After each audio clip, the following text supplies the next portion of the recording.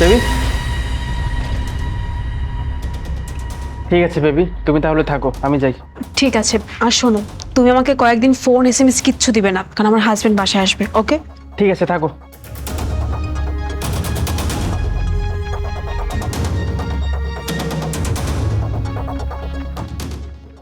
Surprise.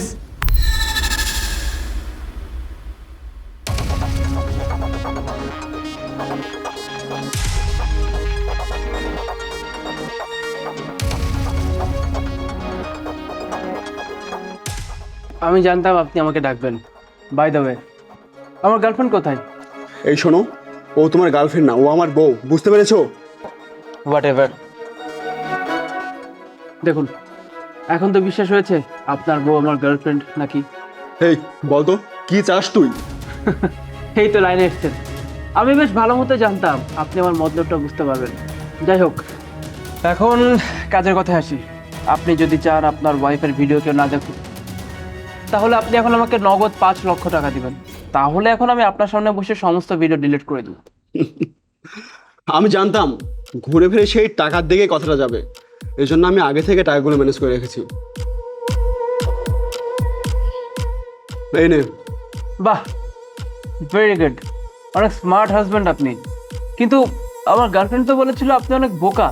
এই শোন, তোর টাকা বুঝে পেয়েছিস, এবার ভালো মতো ছবিগুলো ডিলিট করে দে। অবভিয়াসলি ডিলিট করব, কেন করব না বলুন তো? আপনার বউকে নিয়ে আমার তো কোনো মাথা ব্যথা নেই। আমার তো প্রয়োজন ছিল শুধু টাকা। টাকা তো আমি পেয়ে গেছি। আরিয়ান, আমি চলে এসেছি। রাজ, তুমি এখানে? মিনা, তুমি ওকে চিনো নাকি? না, মানে চুপ করো মিনা, এখানে স্পষ্ট বোঝা যাচ্ছে ও তোমার বয়ফ্রেন্ড। বয়ফ্রেন্ড? না না, ও আমার কোনো বয়ফ্রেন্ড না। এখানে আর কিছু লোকেরা নেই মিনা, তুমি ওর জন্য আমাকে ধোকা দিয়েছিলে তাই না?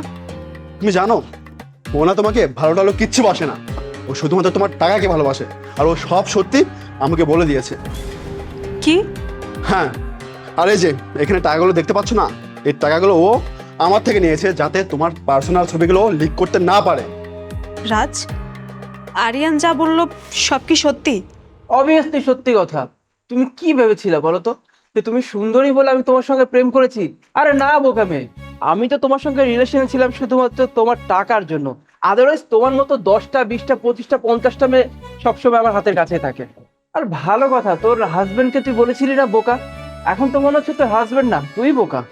এই শোন, তুইও কিন্তু বোকা কম না, মানে? কারণ আমি তোকে যে টাকাগুলো দিয়েছি এগুলো একটাও আসল টাকা না, সবগুলো নকল টাকা।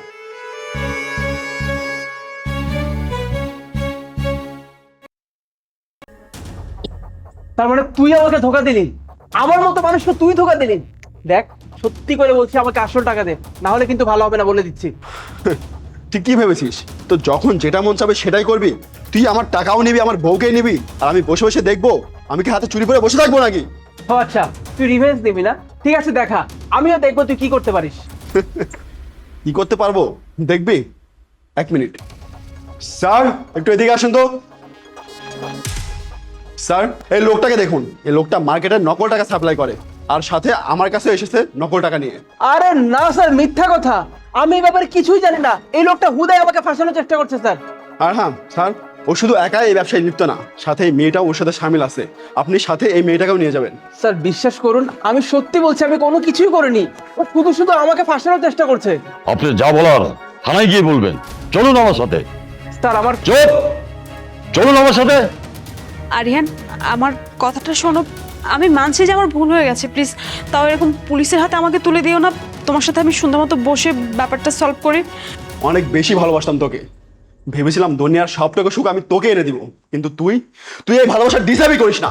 এই মুহূর্তে এখান থেকে বের হয়ে যা। ছি! আরিয়ান দেখো, এমনটা করো না প্লিজ। আমি তো তোমার ওয়াইফ, তাই না? তুমি পুলিশে আমার কথাটা শোনো। একদম চুপ, বেরিয়ে যেতে বলেছি। ম্যাডাম, আপনাকে কি আলাদাভাবে ইনভাইটেশন দিতে হবে, নাকি সসম্মানে আপনি আমার সাথে যাবেন? চলুন, চলুন আমার সাথে। ম্যাডাম, আপনিও চলুন।